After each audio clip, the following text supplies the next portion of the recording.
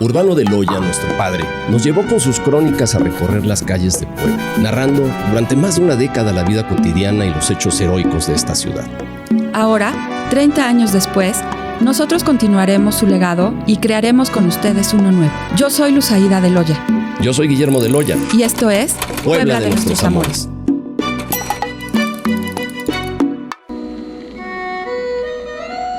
Pues sí, indiscutiblemente es la nostalgia por la Francia. No la ha perdido, indudablemente que no.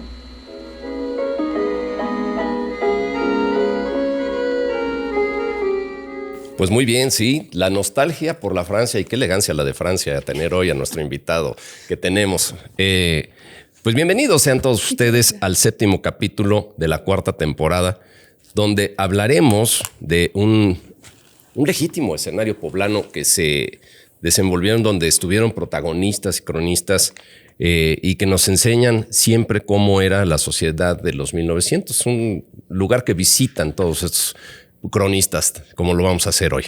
Y antes de iniciar, le damos las gracias a nuestros patrocinadores que muy generosos nos apoyan con su propia marca. Y empezamos, por supuesto, por darle las gracias a la Benemérita Universidad Autónoma de Puebla, a Café Don Justo, que aquí ya estamos tomándonos un buen cafecito, siempre recomendable, a Colección Toyan Choloyan, a Residencias Estudiantiles Camet, a 7 Jaguar sombreros de autor. Si no se han ido a comprar un sombrero, vayan por favor, que son una maravilla de sombreros.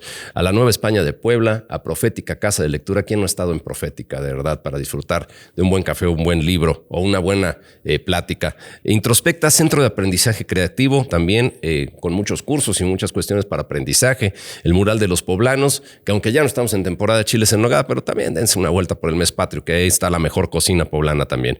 Soho Estudio y HB Estudio. Luzaida, ya capítulo 7. Ya capítulo 7, vamos a más de la mitad de la 4ª temporada.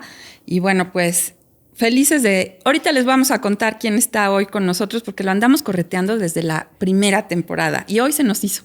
Así que bueno, pues la grabación completa de este programa tal y como Urbano de Loya lo grabó en el año de 1994, hace 30 años, sobre el Magloire y la Puebla porfirista, lo pueden encontrar en nuestra página www.puebladenuestrosamores.com. El vínculo en los comentarios, como siempre, y no deje de seguirnos porque ahí eventualmente van a estar todas las crónicas de Urbano de Loya a manera de archivo histórico sonoro. Y yo, como siempre, digo, denle like a este episodio, suscríbanse a YouTube, suscríbanse a Spotify, síganos en redes y quédense hasta el final de este episodio porque mi padre se despedía muy en particular de los temas y aparte la plática yo creo que hoy promete y promete mucho. ¿No, Guillermo? ¿Con quién vamos a platicar hoy? A ver, nuestro invitado de hoy es no nada más abogado, es abogadazo por la por la Escuela Libre de Derecho de la Ciudad de México y doctor en Derecho por la Universidad de Navarra, OLE. Es miembro del Sistema Nacional de Investigadores Nivel 1, miembro del Instituto Internacional de Historia del Derecho, miembro del Instituto Colombiano de Historia del Derecho, del Instituto Latinoamericano de Historia del Derecho, miembro y presidente del Consejo de la Crónica de la Ciudad de Puebla, miembro del Comité Científico de la revista Archivum de la Junta de la Historia Eclesiástica Argentina, dependiente de la Conferencia Episcopal, de la Academia Colombiana de Jurisprudencia. Es docente pues de prácticamente todas las universidades de Puebla, ya para qué las mencionamos, tanto privadas como públicas.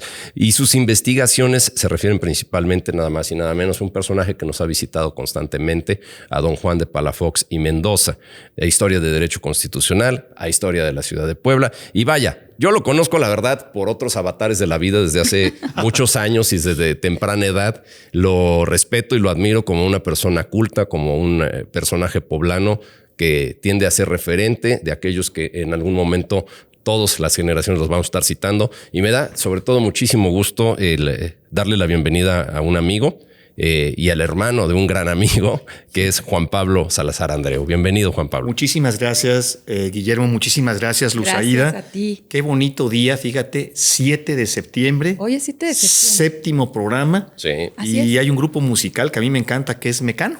Hoy es el 7 de su aniversario, es la nuestro, canción.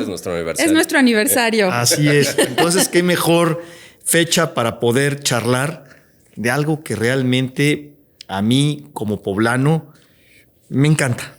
Y si hay algo que me gusta escarbar en las historias de la ciudad, es precisamente lo que muchas veces se ha perdido, pero que tiene mucha vivencia, tiene mucha sustancia y que no podemos pasar por inadvertido, que es, ahora que, como bien lo había dicho Guillermo, estamos terminando la temporada de chiles en nogada, la gastronomía de esta ciudad, que no solo es de hoy, sino es de antaño. Y de eso vamos a hablar hoy, pero yo no puedo desaprovechar, Juan Pablo. Primero, para agradecerte, porque agradecerte primero tu amistad, y siempre te lo vamos a reconocer aquí en Puebla de Nuestros Amores. Segundo, decirles que yo creo de las personas que yo tengo la fortuna de conocer que más sabe de historia en general de México y del mundo, pero de historia de Puebla, está sentado aquí a nuestra derecha. De verdad, Juan Pablo, y es a la primera persona que le escuchamos preocuparse por los 500 años de Puebla que ya vienen, y vamos a platicar de esto al final del episodio. Claro que sí. Pero sobre todo yo no puedo desaprovechar que tú estés aquí, porque como decía Guillermo, tu experiencia y tus más... casi todas tus investigaciones se refieren al gran Juan de Palafox. Y aquí habíamos mencionado en alguna ocasión la tumba vacía que deja Palafox en la catedral, y sé que no viene al caso con el tema de hoy, pero rápidamente, Juan Pablo, ustedes hicieron una gestión, un grupo de poblanos, y ya hay reliquias de Juan de Palafox en 2011, Puebla. ¿No? Es correcto. Que nosotros no sabíamos. Es correcto, y qué bueno que lo tomas ahora el comentario a colación. Y lo hacemos brevemente para que nuestros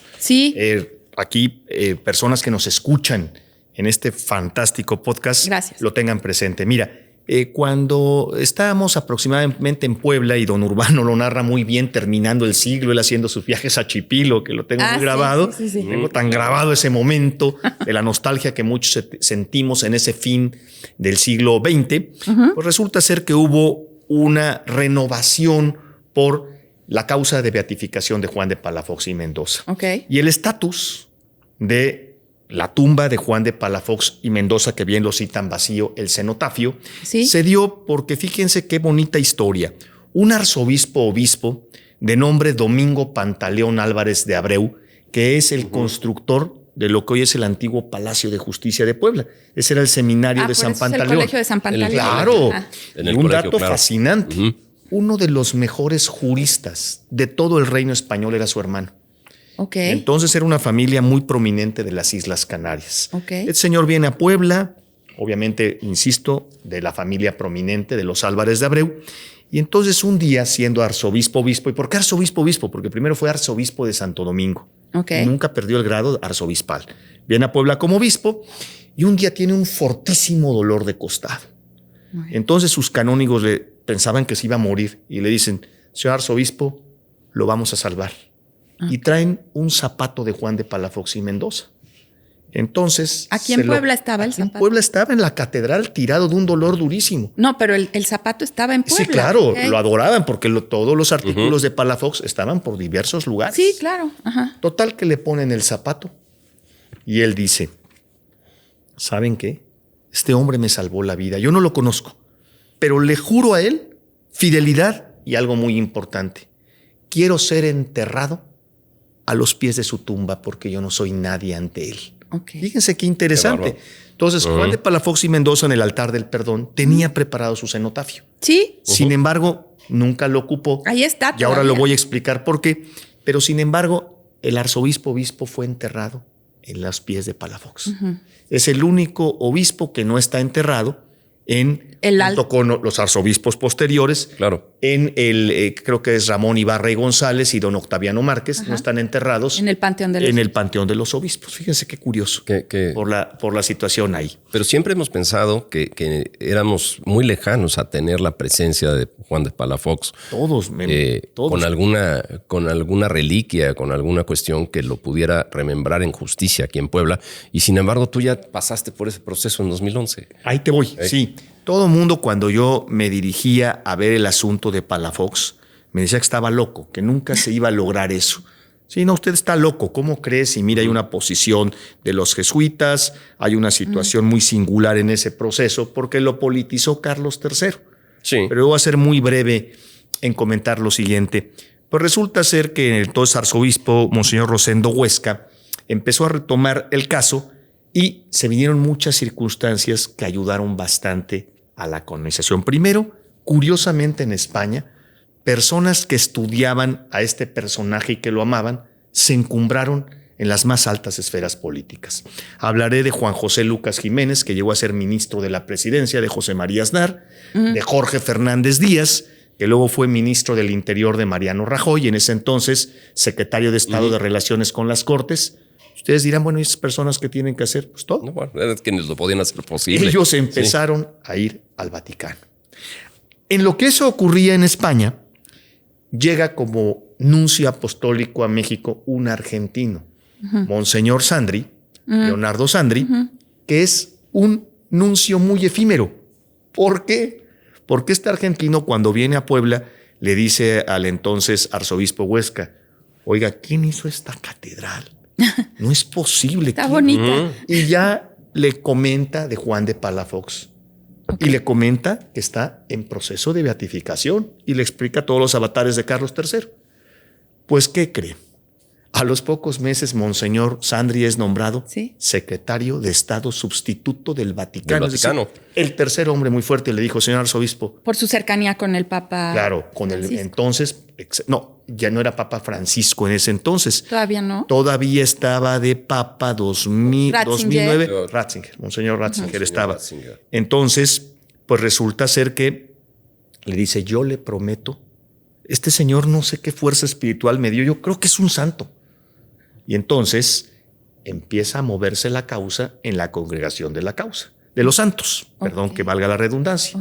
Total, que un carmelita descalzo es quien lleva esa causa, tenía muchos problemas, muchas oposiciones, hasta que finalmente logra que el decreto de beatificación salga adelante. Es decir, se conjugaron voluntades políticas, voluntades eclesiásticas, y el obispo que estaba en el burgo de Osma, pues resulta ser que lo nombran capellán de los reyes de España. Entonces, todo se alineó. Todo se fue alineando. Ese fue el primer milagro. Efectivamente. Y curiosamente luego, Monseñor Francisco Pérez, ahora ya arzobispo emérito de Pamplona, de la diócesis donde Juan de Palafox nace, que es Enfitero, pues resulta ser que luego lo nombran arzobispo de Pamplona. O sea, se dieron muchas casualidades enormes. Perdón, imagínate. Van a decir que soy exagerado, pero pues ¿por qué se puso Audi en el lugar donde huyó Juan de Palafox y Mendoza, en San José, Chiapas, que nadie volteaba a verlo? Cuando se pelea con los jesuitas. Exactamente, se tiene que esconder. Es correcto. Total, que viene la causa de beatificación y los restos estaban en España. Previamente habían venido el rey Juan Carlos, que había venido expresamente, entre otras cosas, a conocer la catedral, y le dice a su hijo, el rey Felipe VI, tienes que venir a Puebla, es precioso. Y entonces ellos mismos se enteran de la grandeza de Palafox, y fíjense aquí lo bonito que es lo que va a responder mucho de lo que Memo había planteado y tú. Entonces le dicen al rey de España, ¿podría intervenir para que en caso de que se beatifique, los restos se dividan en 3 partes? Una parte se vaya a Puebla, otra parte se vaya a Osma. Y otra parte se vaya a Puebla. Llega el momento de la beatificación, recuerdan. O sea, eran Puebla, Osma y Fitero. Y Fitero. ¿Dónde nace? Donde nace. Así es. Entonces, una vez beatificado, pues imagínate para Puebla el notición de que su promotor cultural, así lo digo, número 1, su gran hombre que tanto cariño le tuvo a esta ciudad y a este estado, porque lo recorrió en varias visitas pastorales, pues sus restos iban a venir a Puebla. Y ahí viene lo interesante. Se traen una parte de los restos y obviamente cuando ya es beato no lo puedes poner en el suelo. Eso es lo que me decía. Tiene que ser adorado. Entonces en la capilla de los santos se mandó a hacer una imagen religiosa, pero lo que me da a mí mucha tristeza es que no está muy bien indicado para la gente, ¿no? No, pues entonces que no. Teóricamente está metido en un pequeño nicho y la gente ignora, ¿no? Y la gente ignora porque lamentablemente en este periodo episcopal no se ha seguido con mucha fuerza la beatificación de Palafox. Yo espero que con la llegada del nuevo señor arzobispo el año próximo, porque tendrá que presentar don Víctor su renuncia por derecho canónico a los 75 años de marca, se vuelva a retomar otra vez con pasión el que Palafox se ha elevado a los altares, pero ya como santo. Pero respondo contundentemente, las reliquias están teóricamente teóricamente en un pequeño cristal que tiene esta escultura de Palafox en la Capilla de las Reliquias. En la misma catedral. En la misma catedral, catedral, claro. El cenotafio está vacío, Sí. por obvias razones de que no puede Porque ser no adorado. puede yacer en el suelo. Claro. Porque para que... Aunque él quería quedarse en el suelo para que lo pisaran los fieles. Efectivamente, era muy humilde él. Sí. Siempre fue muy humilde. Para ser santo tienen que tener 3 pasos. Primero, la declaración de virtudes heroicas, que Palafox la pasó, que esa es la que tiene don Ramón Ibarra y González. Tú ya no Doctor podrías arzobispo ser santo, Memo. No, bueno, y menos lo que me conoce este señor de mi adolescencia. No podría ser santo, ¿eh? Nunca eches en saco roto eso. Bueno, los grandes. Siempre hay oportunidad. Y los Haremos- grandes santos siempre se convierten. Haremos Claro. ya un programa especial de las aventuras del borrego Salazar. creo, Exactamente. Y Guillermo de Loya. Exactamente. Y José Luis Lama, que Y también José era. Luis Lama, Sí. si es que nos escucha. Del grado heroico pasas a ser beato, que es donde se encuentra Juan de Palafox, o Sebastián de Aparicio, que es beato. El beato. Fíjate, ya tenemos 2 beatos aquí en Puebla. Sí. Y el último paso para aspirar ya al máximo grado es la santidad, ¿no? Y la faltaría realización del Palafox. milagro, ¿no? Exactamente, un milagro, ¿no? Que Pues yo para no los dudo que lo 500 pueda hacer. años. Pues yo los- creo que la para los santidad. 500 años se podría juntar y sería un pretexto maravilloso para nuestra ciudad. Bueno, pues ahorita platicamos de los 500 Por años. Está supuesto, interesante, Por favor, ¿no? Luisito, cámbianos esta pantalla y ponos para la foto. No. No. Está un temazo aquí, Es caray. que en- yo sabía que. No, pues es un gran tema. Pero fíjense los lujos que nos damos en Puebla de nuestros amores, que a pesar de que el fuerte yo creo que no hay quien sepa más de Juan de Palafox que Juan Pablo, pero como él sabe de todo, también puede venir a hablar de lo que vamos a hablar hoy. ¿A poco no? Y con él- autoridad, claro. Y él me pidió hablar de este tema, lo puedo presumir. Claro que sí, Luz Aída. Y bueno, pues poniéndonos en contexto, como siempre, pues vamos a ubicarnos. ¿Qué te parece, Juan Pablo? ¿Qué te parece, Guillermo?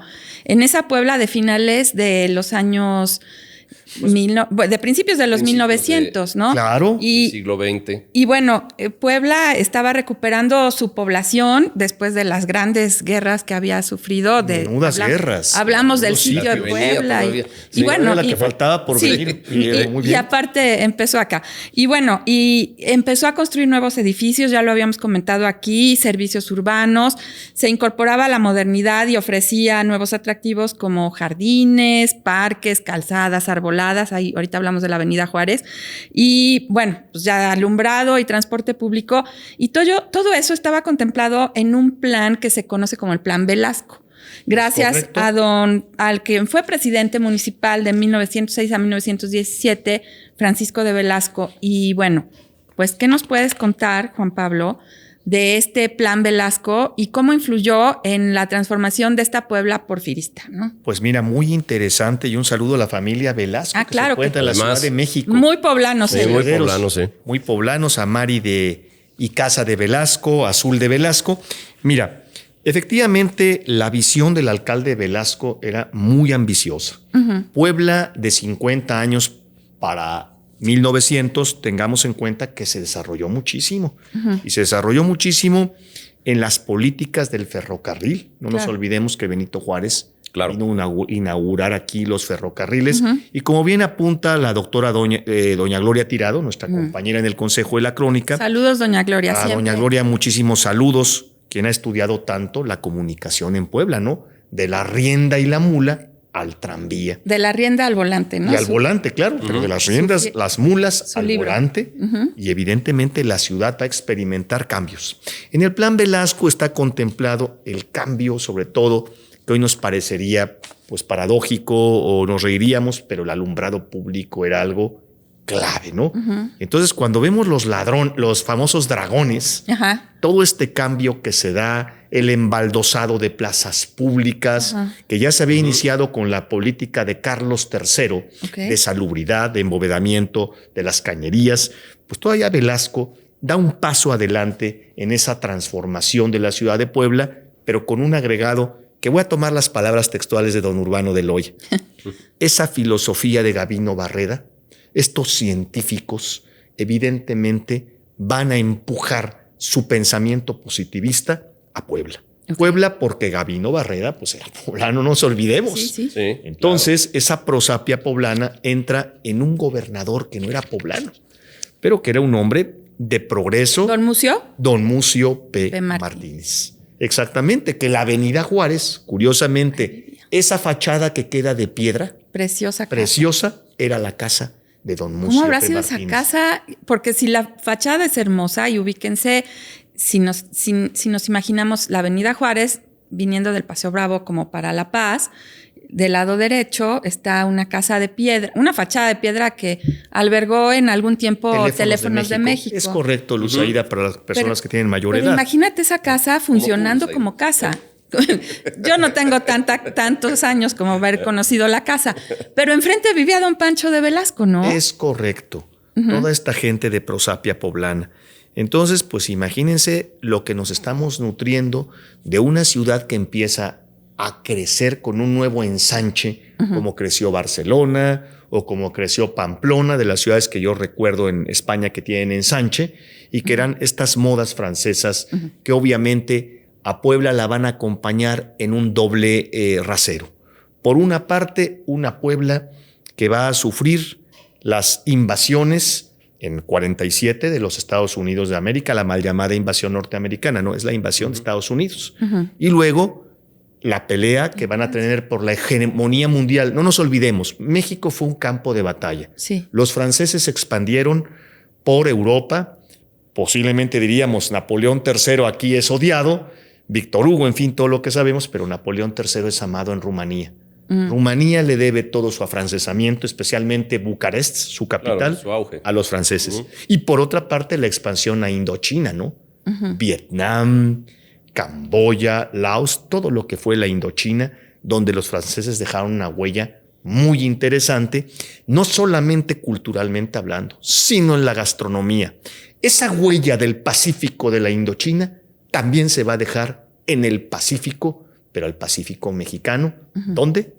En Puebla. Por la náusea. Y es donde vamos a hablar del Magloire. Del Magloire.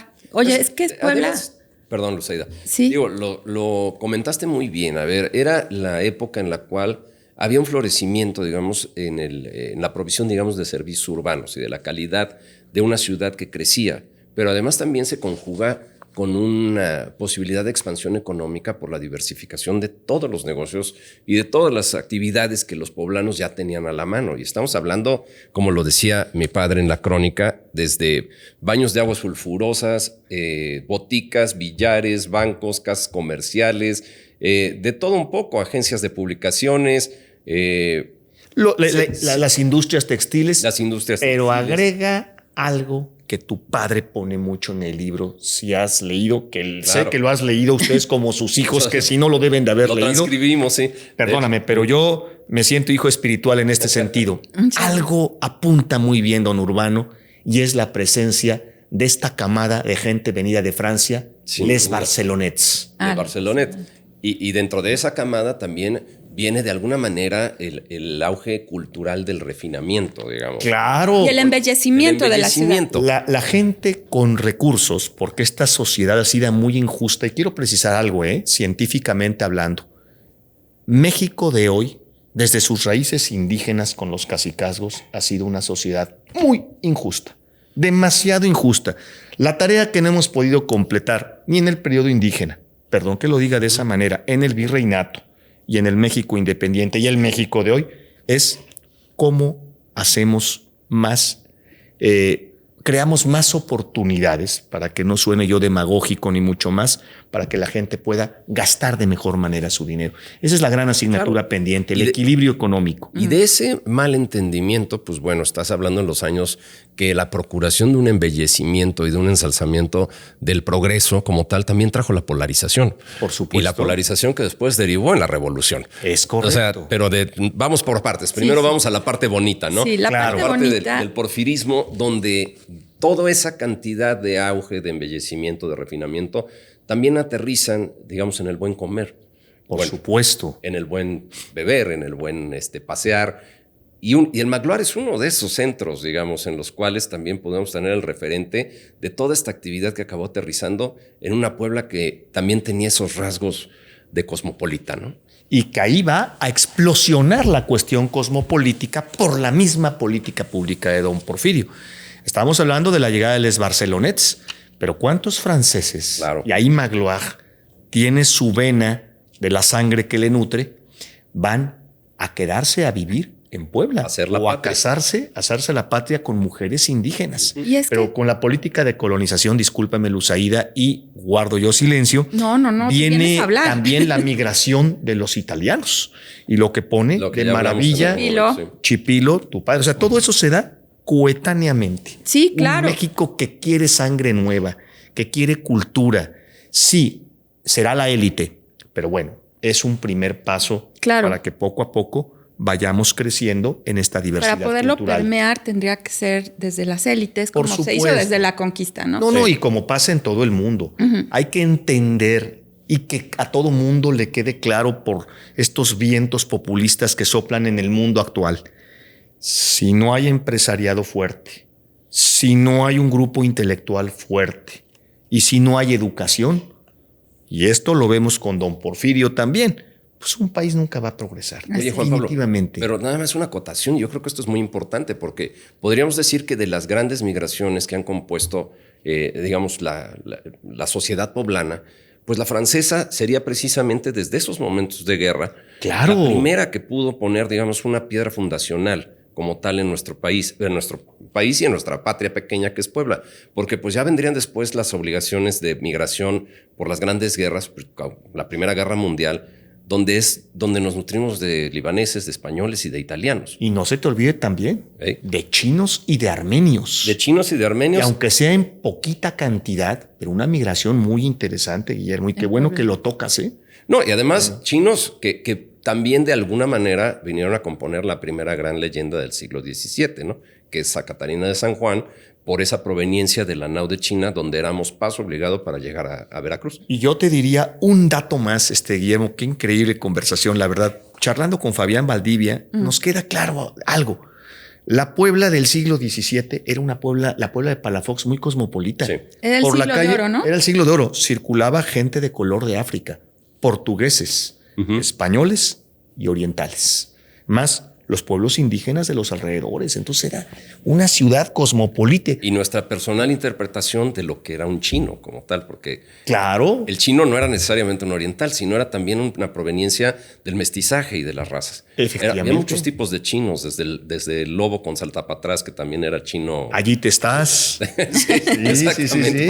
Parecen albures, pero no, así no era. son. No, así es. Oye, Juan Pablo, ¿y tú qué nos has llevado? Es que Juan Pablo es un dechado de virtudes y a veces bueno, nos lleva a algunas personas que queremos aprender de historia, nos lleva Sí. a pasear por Puebla y tiene un grupo, por supuesto. Maravilloso. Gracias a porque- nuestro patrocinador Introspecta. A José Antonio, que es un José gran Antonio, promotor de la cultura, la verdad es que sí. Y siempre Oye, pero se si le- nos permites, en se le los reconoce. comentarios vamos a dejar el contacto de redes sociales de Juan Pablo, porque que poblano que no lo aproveche verdaderamente para una plática, una conferencia, algo de veras haría No, muy no, mal. no. Y Sí. bueno, tú nos has llevado a pasear por Puebla y en la misma 5 de mayo nos has enseñado balcones que tienen influencia de los chinos o que orientales, ¿cómo les Fíjate, llamamos? Que Rosalía, llegaron a la hasta de- ciudad, ¿no? que- Manila. Comentábamos, claro, es que recuérdate que teníamos el comercio de la llamada, como dijo Memo, nao de la China, Que llegaba de galeón de Acapulco. Manila, El o galeón de Acapulco. o galeón de Acapulco, ¿no? Entonces, yo creo que un poblano que realmente ame a su Puebla, esta Puebla de la Talavera Azul, de los 1000 colores,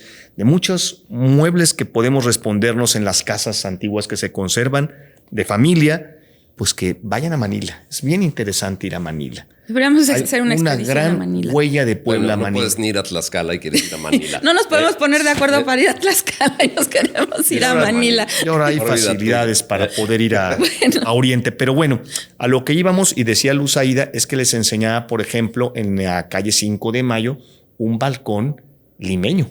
Sí. Un balcón de madera Sí, que tenía precioso, por ahí anda. toda esa tradición, porque pues los intercambios entre el virreinato del Perú y de la Nueva España, aunque no estaban permitidos, eso no obsta para que gente que había vivido en la latitud de la actual América del Sur, donde se encuentra la Ciudad de los Reyes, Claro. que es el nombre original, pues trajeran las modas de ellos, cómo construían esos balcones, que decía yo en esa ocasión que había muchos de este tipo de balcones en Malta, ¿no? Sí, Por sí. ejemplo, que Malta, la ciudad de La Valeta, es una ciudad un poco posterior fundada a la ciudad de Puebla. Imagínate. Aunque hay asentamientos antiguos, pero cuando uno va a Malta, ve todos esos balcones y se recuerda de estos pares de balcones que hay en la 5 de mayo. Sí, y prometo pasarle a producción la foto, porque yo tengo la foto de ese balcón. Pero bueno, ya poniéndonos en contexto. Vamos otra vez Vamos. al siglo. Vámonos a principio del regresar. siglo XX. Hay específicamente un espacio, y lo hemos mencionado, el Magloire, que es un reflejo de lo que sucedía en esos años en Puebla, ¿no?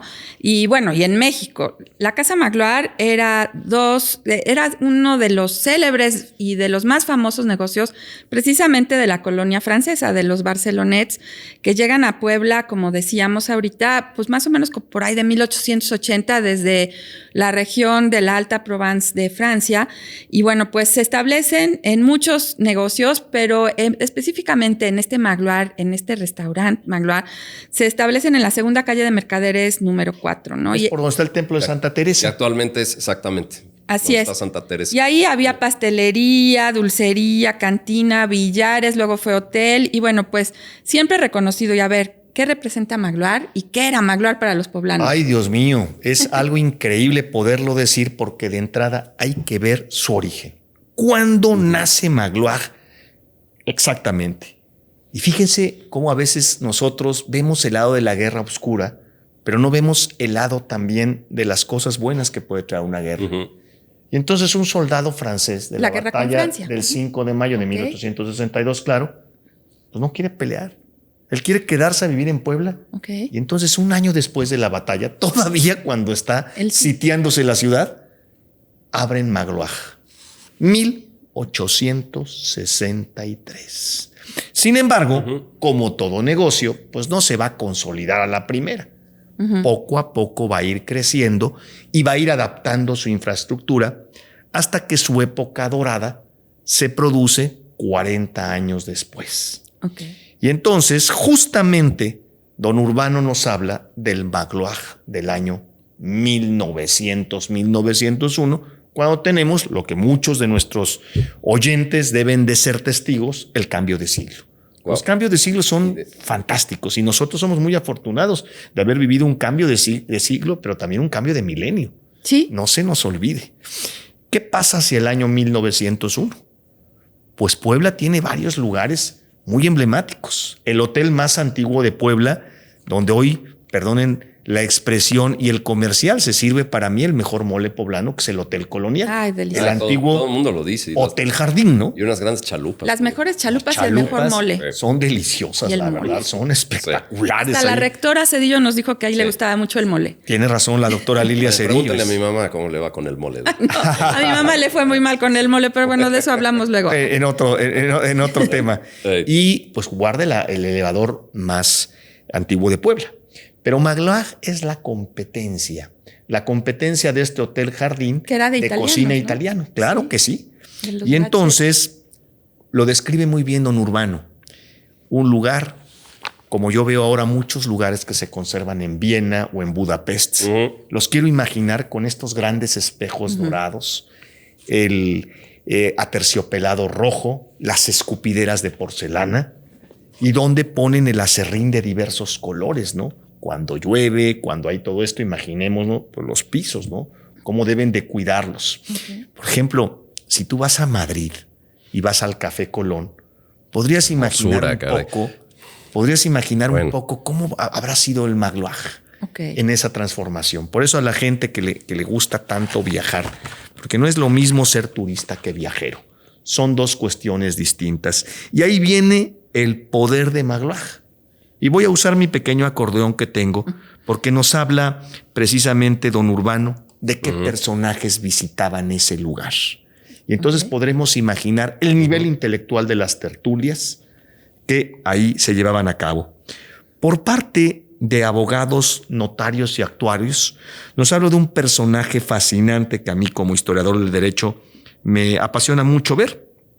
A don Agustín Maximiliano Fernández, y voy a poner el título que le pone don Urbano, el más eminente secretario general de gobierno. Nos habla de un Manuel Arrioja, nos habla de un Francisco Beistegui, heredero de la dinastía del gran creador del Código Civil poblano, don Félix Beistegui. Todos ellos grandes juristas. Nos habla también de gente de empresa, de los apoderados generales del Banco Nacional de México, y del ferrocarril, como el caso de Vicente Espinosa Bandini, Rafael Cañete.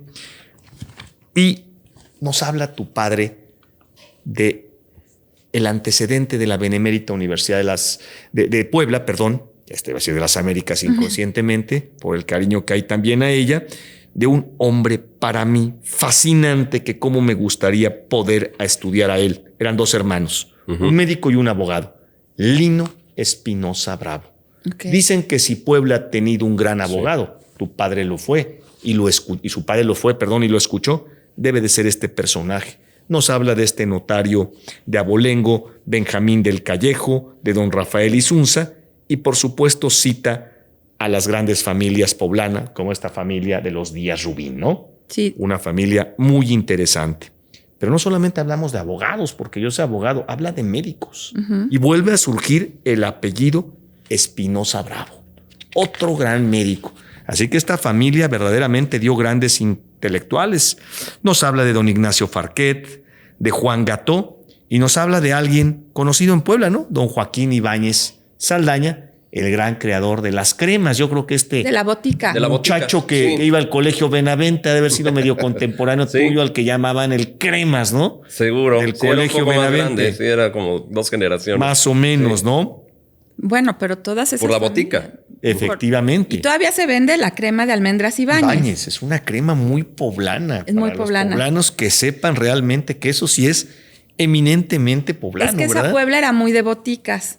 Esa Puebla porfirista era muy de boticas y Ángeles Mastreta la retrata muy bien en el libro Mal de Amores. Efectivamente. De esa botica que ella describe en el portal Hidalgo, ¿no? Pero bueno, pues... Oye, nombres que nos hacen también en la historia de Puebla, pero ¿te parece si escuchamos un fragmentito de lo que decía Urbano respecto al Magloire? Por favor, por favor. Y de cómo describe la situación de México en esos años. Ese momento. Es que es increíble el arranque del siglo XX. Venga. Ver, vamos a ir por acá. Todos preguntaban, ¿qué está sucediendo en México? La economía del país se levantaba, se reconstruía, se curaba de hondas heridas. Solo quedarían las cicatrices, bueno, con el tiempo habían de borrarse. Se escuchaba, sin presiones, México va a ser uno de los países provisorios y más ricos del mundo. Y a pesar de todo, sí señor, lo sigue siendo, señor Reinaldo, lo sigue siendo. ¿Qué habría pasado en México si no hubiera habido revolución? No, bueno, a ver, tú dijiste hace un momento algo muy importante, Juan Pablo. Creo que si algo ha faltado, digamos, en este gran trayecto de la historia mexicana y seguramente de la mundial, es tener digamos, el temple de las válvulas correctas para poder proveer de lo que se llama justicia social o equilibrios, ¿no? Dentro de una sociedad tan compleja, sobre todo como lo es la mexicana. Y no son cuestiones nuevas. Ahora mismo estamos viviendo, y hay que decirlo, en nuestro país una polarización a veces sin sentido en respecto de algunos con posibilidades de desarrollos económicos personales por trabajo y otros por algunas cuestiones también no favorecidos.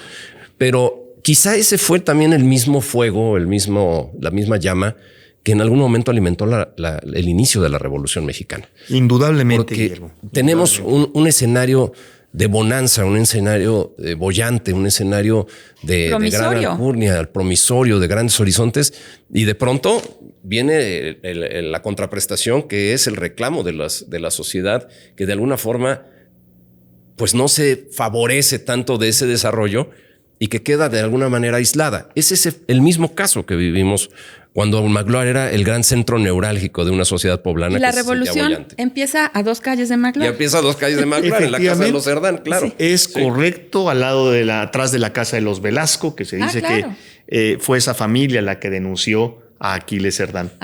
¿De verdad? Así es, claro. Puede ser. Por supuesto, no. Ahí fue el bautizo de Andrea. Sí, claro, en la casa de Velasco. Andrea. Y mira qué paradójico lo que dices tú.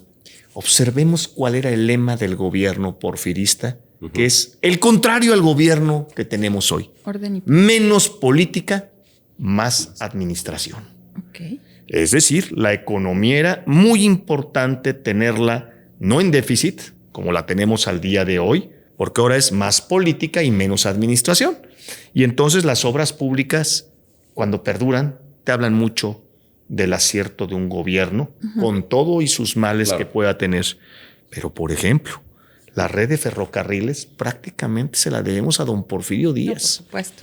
Este gobierno actual que quiere imitar, es paradójico lo que hizo Díaz, pero que pues no tiene el talento de los ministros, por lo pronto, secretarios de Estado, o esa visión. Todo lo que se hizo de edificios públicos.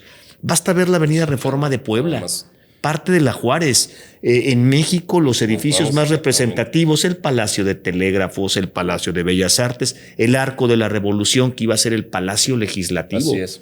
Las luminarias, la obra pública. Y en ese termómetro de crecimiento, Magloire vive sus años de gloria. Aquí en Puebla, lo que hoy es el Salón de Protocolos era el banco, ¿no? El Banco Oriental. El Banco Oriental. Fíjate todo lo que podemos imaginar de Puebla. El Palacio Municipal. Claro, que es del año 1902, de un arquitecto inglés de estilo neorrenacentista, Charles S. Hall, ¿no? Ya hablamos. Charlie Hall, por eso le dicen el Charlie. Charlie Hall, ¿no? Hey.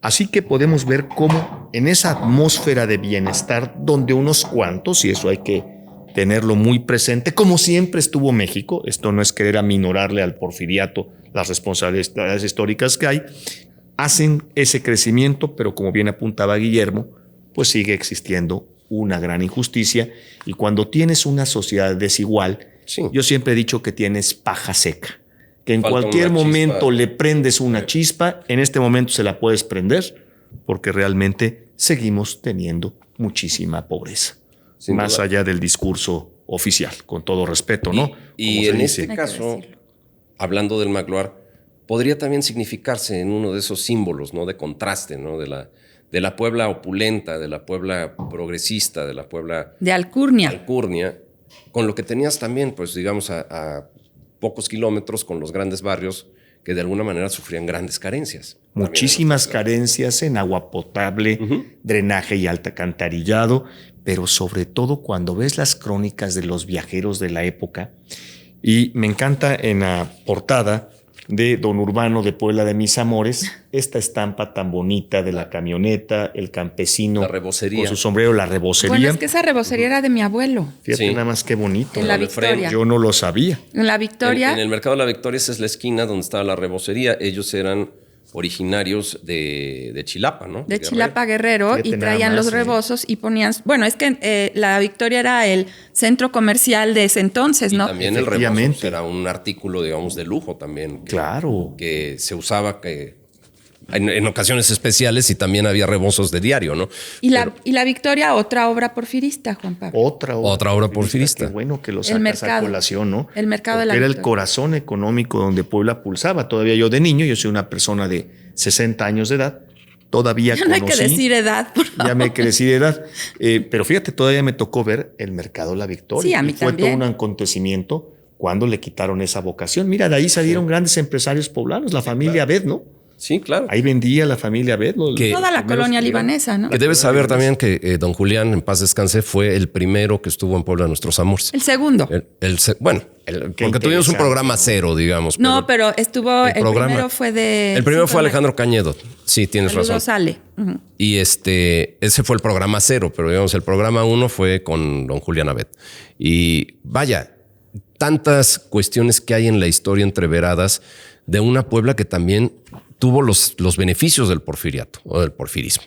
No, creo que sería muy interesante si tú nos hablas de esa sociedad como tal, cómo transcurría esos días y esa cotidianidad en Puebla con los grandes contrastes de los cuales ya hemos hablado. Porque me imagino que el Plan Velasco no llegó a toda la ciudad, ¿no? No, pues evidentemente tenemos que tener en cuenta que pues era limitado, y hasta la fecha del día de hoy el presupuesto del Ayuntamiento de Puebla es un presupuesto extremadamente limitado. Y creo que don Pancho hasta tuvo que aclarar sus cuentas después y tuvo líos legales y demás. Efectivamente, fue toda una odisea de este hombre que tenía un gran amor a su poblanidad y por ende a la ciudad, ¿no? Entonces, pues el Plan Velasco prácticamente queda acotado a lo que viene siendo el primer cuadro de la ciudad, la ciudad fundacional, y acuérdense que la ciudad empieza a salir hacia lo que es la Avenida Juárez. Me decías que la Juárez. Que acababa prácticamente donde le llamaban el Milpero. ¿Dónde es el Milpero? Donde está la estatua de Benito Juárez actualmente. O sea, a la altura de la 25. 25. sí. Sí, digo, todavía, pues eso va a ir en crecimiento hasta que en los años 50, 60 Ya la nueva empieza zona la Esmeralda. construcción de la colonia La Paz. Y la zona Sí, bueno. Esmeralda, ¿te Y la acuerdas? zona Esmeralda, por supuesto. Nosotros íbamos a la zona Esmeralda, ¿te acuerdas, Pues yo Guillermo? también. A Dickies. No, Me bueno, acuerdo del restaurante, te voy a decir. Del Dickies. El Dickies lo recuerdo perfectamente bien. Era súper Los bonito. 70s. Bueno, y que seguro también de nuestra rodada frecuentaron los miércoles y los sábados el Camote Bar. Que era- No, Guillermo ya se va. Era muy divertido. ahí Enseguida en- Guillermo se va. a Bueno, la es que fiesta. antes era el Charlie Sanchina El Poblana. Charle China Poblana, tienes toda la razón En la, del en la mundo. avenida Juárez y después juntito ahí hicieron el Camote Bar, que ese ya era como para el relajito. Saludos a don Emilio Maurer, don que Emilio, ya vino claro. por acá a hablar de Claro, sí, ahí del estaba. fútbol, ¿no? Que fueron de los antecesores, sí, de este Bueno, tipo de el negocios. dueño, era el dueño del Charles. Pero síguenos contando, Juan Obviamente, Pablo. A ¿no? ver, nosotros nos vamos como los viejitos, nos vamos para todas partes.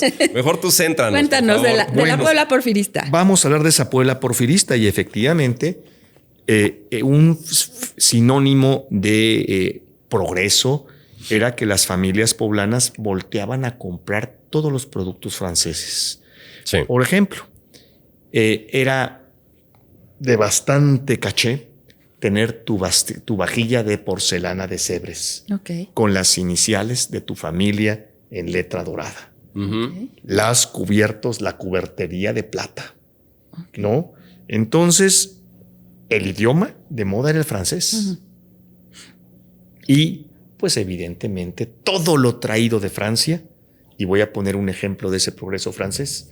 Si vamos nosotros al edificio que alberga el VIPS, que es de la Fundación Universidad de las Américas, Ujú. veremos que toda la herrería es traída de Francia. Las Hablamos, famosas fábricas de Francia. hablamos de él con Marie Frances Dier, donde está precisamente la Capilla La del Capilla Arte. del Arte. La Capilla del Arte de la UDLAP. De la UDLAP. Y toda esa estructura se trajo a Puebla por ferrocarril, ¿no? Bueno, barco y luego ferrocarril desde Claro. Francia. Entonces, imagínense, los que habían invadido se convierten en los copiados. Eso estaba yo Un pensando. presidente que toma esa moda francesa en vez de odiar, ¿no? A propósito de que, pues ya ves que hay reivindicaciones históricas luego, pues que no hay nada que ver, ya ha pasado tanto tiempo, hay que tomar lo bueno de cada país. Sí, Y Francia nos legó Francia nos dio nos dejó un gran muchísimas cuestiones, lo que dice Guillermo, de legado, ¿no? decía mi padre que de persecutor de la Francia se volvió amigo de la Francia, don Porfirio. legado. Efectivamente, De ¿no? cuentas, se acabó dando la mano, incluso aquí, también en el panteón Bueno, francés. en las crónicas sí, claro. habla su papá, perdónenme, del panteón francés, ¿no? Claro, fue un acto de- como de reconciliación Don también. Hermano, este Bemont, este bello mundo, pues se va a traducir precisamente. Que no se le daba mucho el francés a mi papá, déjame decirte ya. Bueno. Lo vimos en el del sitio de Puebla. Decía, Avant sobre Puebla. Avant sobre Puebla, avant sobre Puebla. Bueno. Ya me imagino a Forey diciendo.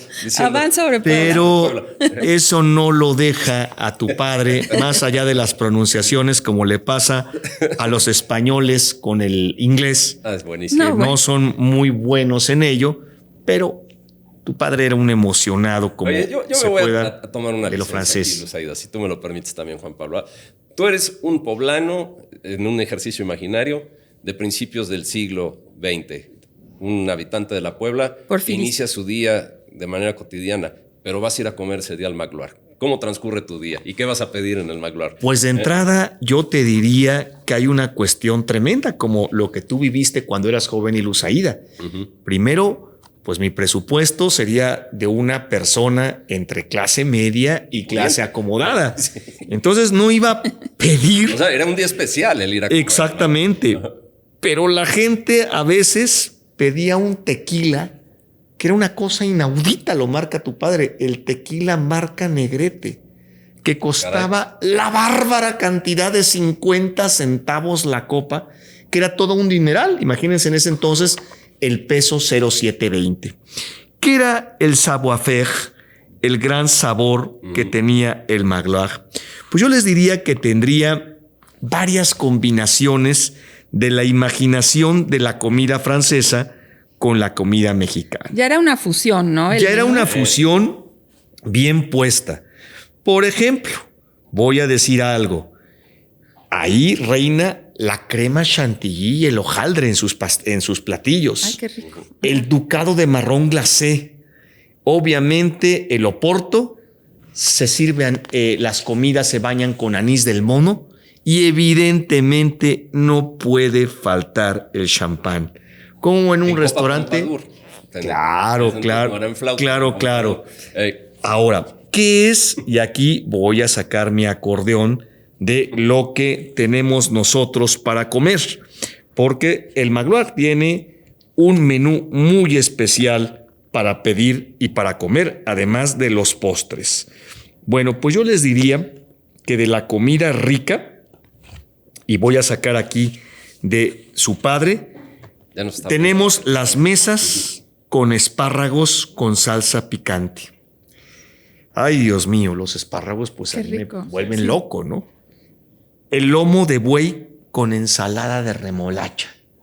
Fíjate nada más qué rico, a la reina Victoria. Pero algo que me mataría haber probado del Magloire, muy mexicano, es la gelatina tricolor. Y que se servía mucho en este mes de septiembre. ¿Cómo? Menta verde, leche blanco y grosella roja. Esa gelatina únicamente se servía. Sanborns.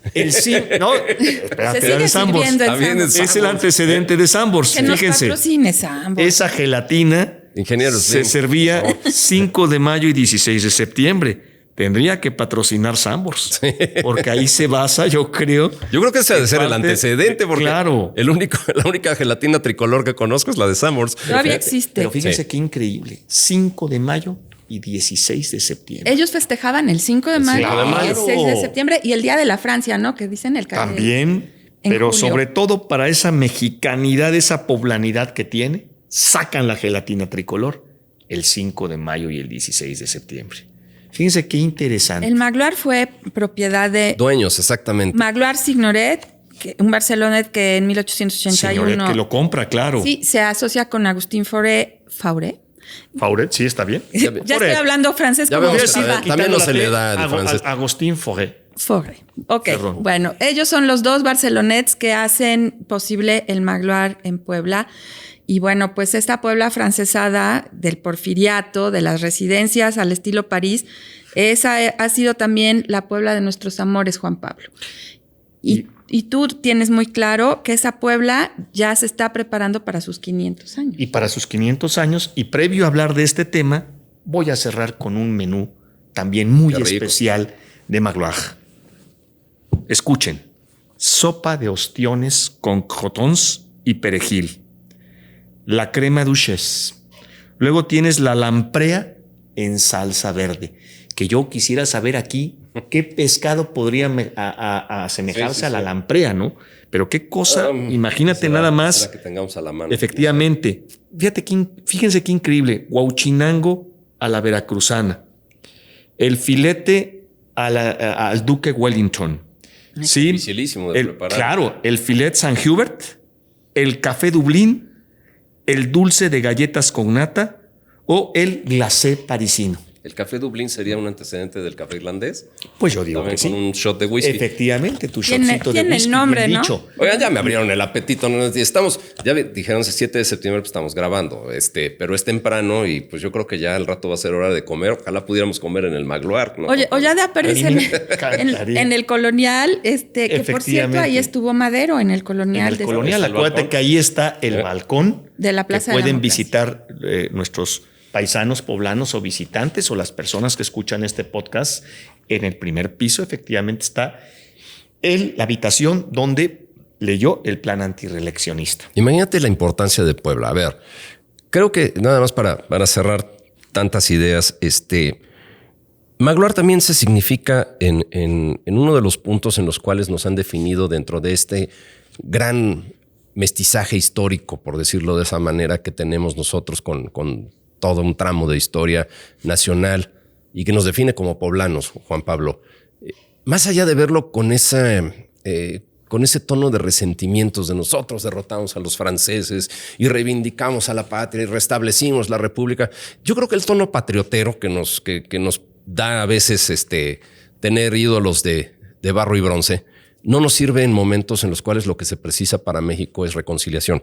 Y de esa reconciliación, reconocernos también como un producto de lo que ha sido nuestra historia. En este caso, la muy particular parte francesa que pasó por Puebla, creo que sería una cosa que nos haría mucho bien. Y hay que hacerlo, Guillermo, por una razón muy grande. Hoy, perdón que se los diga, con la confianza que me da el programa y el aroma del café Don Justo que estoy aquí percibiendo. Fíjense Nuestro ustedes, patrocinador. hoy no está de moda Dámelo usted acá. ser mesurado y no ser centrado. Hoy está de moda ser visceral. Escuchas a los actores políticos Reaccionarios. en todo el mundo ofender, humillar, decir perdón, pero no quise ofendernos. Si Las ofendes, nuevas generaciones que traen ese ADN. Cristal. ese ADN, esta generación de cristal, pero que Ya se nos van también, a ofender varios ahorita. pero también traen la cultura de que no entienden que todo derecho lleva correlativamente una obligación.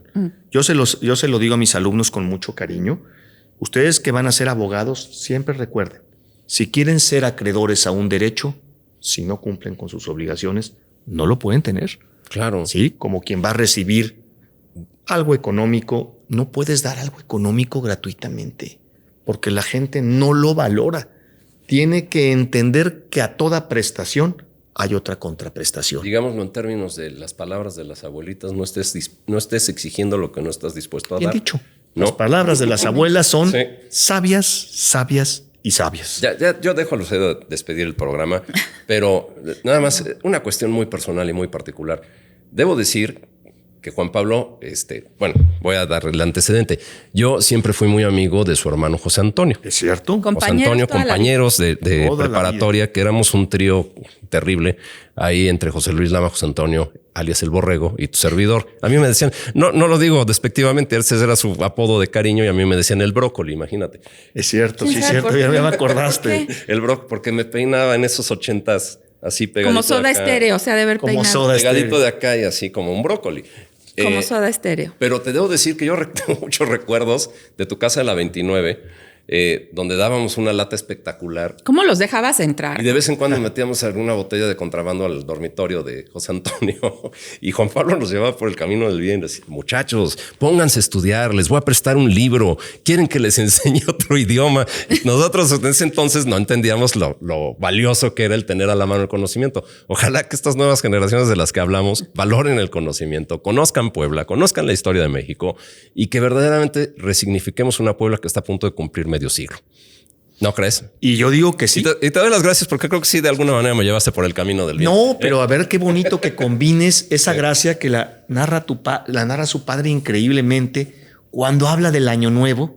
Ah, sí. Cómo me encantaría haber estado con don Urbano. En el merendero. Visitando el merendero, pero después con el frío que él habla, tomándome un caldo en la Burgalesa. Ah, La ok. burgalesa. Qué sí. increíble, la verdad. Ustedes ya eran más del paisa, ¿no? Ya era libre Del paisa, de sí, derecho, en la ¿no? ópera. Ya de cóctel frío, ¿no? Ya de cóctel frío, no de cóctel Con calientito de diciembre. No, hablamos de las cantinas en la temporada pasada. Guillermo conocía todas. Pues es que, ¿qué crees? Tiene Qué que vergüenza. acompañarnos en los recorridos, que es también cultura, porque se hace en otros países, Claro. a tomarse un buen menjul. Por supuesto que eso es genial. Y tomar varias bebidas. Y ya, sé que se tiene que acabar el programa, pero yo sí te quiero tomar la palabra que- de algo. no quisiéramos. Ojalá siguiera, sí. Fíjense que yo creo que el pretexto más grande que podemos poner en estos 500 años, y ojalá aquí lancemos un reto, dirían una palabra inglesa que me gusta mucho usar, un challenge. ¿Qué les parecería en todos estos lugares que han desaparecido poner una placa? Uf, maravilloso. Poner una placa de Magloire, de donde estuvieron lugares gastronómicos, pero lugar donde también hubo grandes sucesos, ¿no? ¿Dónde estaba la Alhóndiga? ¿Dónde La estuvo la Alhóndiga. aduana? ¿Y qué te parece si vamos más allá, Juan Pablo? Y eso nos ayudas tú porque tú eres el del conocimiento. Una placa con un QR que te lleve al conocimiento preciso de lo que era ese lugar. Fantástico, Guillermo. ¿Eh? Hay que imaginar y hay que prepararnos desde antes, y Luzaida es modesta, pero la verdad es que tienes mucha razón, Luzaida. Tú también traes muy en el chip, y Guillermo lo trae por su padre, por el amor a Puebla, que nuestros paisanos, nuestros ciudadanos y no ciudadanos, quienes vivimos en esta ciudad, tenemos que prepararnos, porque 500 años se dice fácil, pero encierra Todo. un gran Sí. cúmulo de cuestiones que hoy hacemos inconscientemente. ¿Por qué vamos a comer pozole el 16? ¿Por qué vamos a celebrar los muertos con hojaldra? Vamos a tomar el postre del punche. Nuestros conventos de religiosas que tanto han aportado también a Puebla, nuestras familias.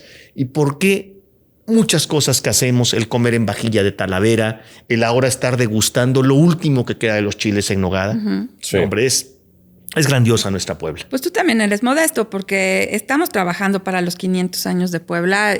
Juan Pablo, Guillermo y muchos, yo sé que también ustedes. Más ustedes. Que pues yo. Claro, y bueno, pues ustedes también son parte de este festejo y por eso tenemos un canal abierto aquí en informes@pueblanuestrosamores.com. Estamos recibiendo todas sus sugerencias. Ya son bastantes. Ya son bastantes. Si tú has visto toda esta agenda que se está armando y Juan Pablo nos está ayudando a estructurarla y no seas modesto. También estás en este proyecto. Gracias. Porque insisto que una de las primeras personas que yo escuché preocuparse por los próximos 500 años de Puebla fue a nuestro invitado de hoy. ¿Cuál es tu deseo de cumpleaños para esta Puebla de 500 años, Juan Pues mira, Pablo? Luzaide Guillermo, yo me imagino una Puebla con un río Atoyac limpio, con más árboles, con mucho más árboles, con una avenida Juárez que pueda recuperar su grandeza, porque la Juárez ha sido destrozada por las ocurrencias, perdón que lo diga yo, y tú eres muy fino, y estupideces de gente que no tiene y que no se sacia en sus bolsillos por buscar cosas que no son buenas para una ciudad, porque no la aman. Definitivamente no la aman y me disculpan con lo que voy a decir. Entonces, esa Juárez de las palmeras de dátiles, esa 25 Poniente que fue de las primeras vías donde pasó el Papa Juan Pablo II, que hay que poner una placa también renovada, con más árboles, con más vida. Imagínense un río Atoyac recuperado y también sus espejos de agua, más dignificada la laguna de San Baltasar y las juntas auxiliares. Hay que voltear a las juntas auxiliares, sí o sí, porque también son parte de Puebla. Y no lo digo de una tradición y una identidad. Claro, Totimehuacán, que es tan interesante, la libertad con el Cosmonate, Canoa, lo que tú dices. Imagínense, todavía en Puebla, del lado de Valsequillo, hay aguas prístinas y hay venado y se produce mezcal en la ciudad. Todo eso hay que rescatarlo, Luzaide. Yo me imagino a esa Puebla, como decía Guillermo, menos polarizada.